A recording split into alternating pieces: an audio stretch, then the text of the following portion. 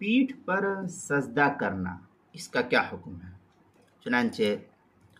سجدہ پشت پر کرنا عیدین، جمعہ وغیرہ کے موقع پر یا کافی ہجوم بھیڑ کے موقع پر،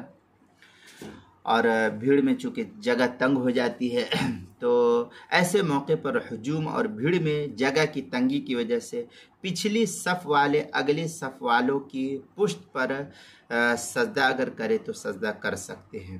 اور اگر جگہ ہے تو ایسا کرنا پھر جائز نہیں ہوگا، کیونکہ اس سے عام آدمی پریشانی میں مبتلا ہو جائے گا، اس لیے ایسا کرنا مکروہ ہے۔ چنانچہ اس سلسلے میں جو ہے در مختار وغیرہ کے اندر ہے وَإِن سَجَدَ لِلزِّحَامِ عَلَى ظَهْرِ هل هو قید احتراز لم أراه، اس طریقے کی عبارت جو ہے در مختار شامی جلد نمبر 1 صفحہ نمبر 502 کتاب الصلاح باب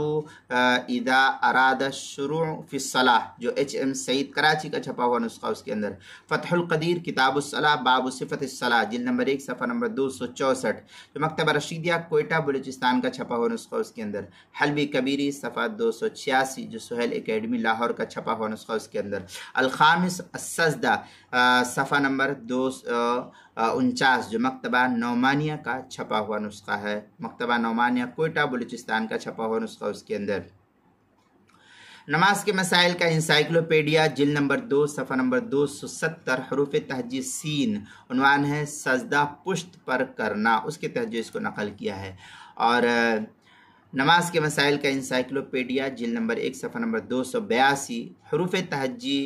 پا، عنوان ہے پیٹھ پر سجدہ کرنا، اس کے تحت جو ہے عنوان لکھا ہے سجدہ پشت پر کرنا کے عنوان کو دیکھے جو میں نے ابھی آپ کے سامنے بیان کیا، وہی ہے جلد نمبر 1 صفحہ نمبر 282 پر اس کو نقل کیا گیا ہے۔